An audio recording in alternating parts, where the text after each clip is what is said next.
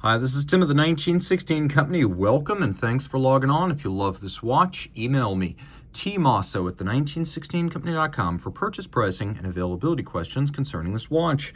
Today we discuss the latest Parmigiani Tonda PF Sport. Thin, fine, and durable. It's how Parmigiani Fleurier does a sports watch. The watch is 41 millimeters in diameter, 10 millimeters thick, and from lug to lug it is 46 millimeters in steel. It's on a rubber strap with a sort of textile aesthetic on the top, but make no mistake, here on the bottom you can see the rubber lining.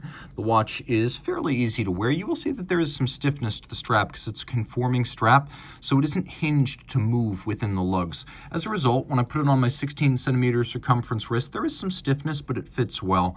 And I would recommend this watch for a wrist as small as 14 centimeters circumference. You can see from over the top, which always exaggerates the width of the watch. Nevertheless, the lugs are nowhere near the edge of my wrist, so I really can neck down to a much smaller wrist and still wear this watch well. Being flat with a stepped and sloped bezel, this watch will slip easily underneath the cuff. And then the strap is a substantial piece. As you can see, rubberized on the bottom, no crimping, no gouging. This is a Parmigiani Fleurier factory strap. And then we've got a double deployant folding clasp with a combination of satin finish, media blast, and polished as the Parmigiani logo. Twin trigger release so it cannot pop open inadvertently. Ceramic spring-loaded pin snaps. Over time, the steel of the clasp cannot wear down those balls, and it will remain a snappy closure in perpetuity. You can see that the buckle is fitted to the strap using a screw and a bar for security, and that the edges of the buckle are designed to echo the profile of the lugs. We always love design parallelism. Also notice that the bottom of the clasp chassis is curved to match the curve of the underside of your wrist. Rolling around to the case, these teardrop lugs have been characteristic of multiple Parmigiani models across multiple lines, but they do look organic in this application, a combination of polish and satin.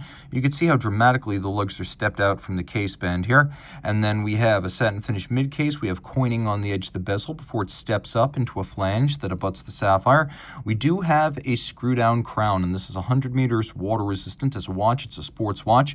A unique silver white dial with a distinctive cut. It's not quite a pyramide clou de Paris, but it is a lovely texture that gives the dial a handsome shading. Because people will ask, and because there is something to be said about documenting every feature of a watch, it does have luminova, but it's the exceptionally faint black variant. Other features include hacking seconds and a quick set date, both of which I will demonstrate now. You can see screw down crown, hacking seconds, and then a quick set date. Note a white on black date disc is used. Now we have a stepped center dial here with a little dropped track outboard for reaching the minutes and the seconds. And notice that the minutes hand extends right out to the edge of that track. That's a feature a lot of people look for aesthetically. Notice the degree of detail on the indices, that they feature two separate facets, one that is satinated and one that is polished. So you have that matte finish, but then also the twinkle. It's a nice little piece of nuance that speaks to attention and care paid in the design phase. You can also see that we have hands which are skeletonized for a lightened aesthetic. They're sort of a delta or fusion style. Turn it all over, and you can see on the reverse of the watch, we do have this sort of concave case back, which is a unique look. We've got a lovely 22 karat rotor with several distinct finishes, and note the coining on the center that is an echo of the coining on the bezel. Taking a quick look, we have media blast, satin, polish, and beveling also on that rotor. 22 karat, not 21, not 18. They're not shorting you the gold right there. They're giving you the most massive gold rotor you're going to find. We have a sunburst center with polished screws. Note the use of ceramic ball bearings for greater winding efficiency and reduced maintenance. We've got a 4 hertz beat rate and a free sprung balance for shock resistance and precise adjustment. This watch would have been timed and adjusted in 5 positions. It pivots on 29 joules. It has a 60-hour power reserve, and you can see that via twin barrels.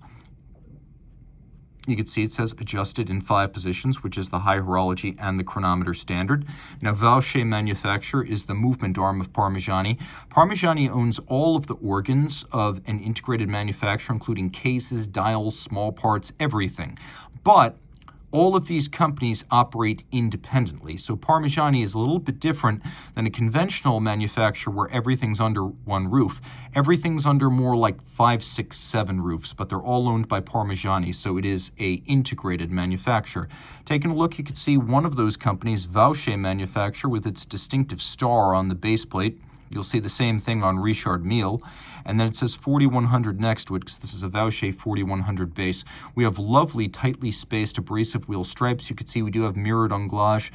It is not quite as brightly mirrored or rounded as you'll find on something like, say, a Blancpain 50 Fathoms, but it's at a standard that I would describe as equal to what you find on a JLC or an Audemars Piguet, which is quite good. You can see snailing on the barrel covers, polished screw heads, and then snailing on the edges of the bridges. It's all quite handsome. If you love this watch, reach out to Team Mosso at the 1916company.com for purchase and pricing details.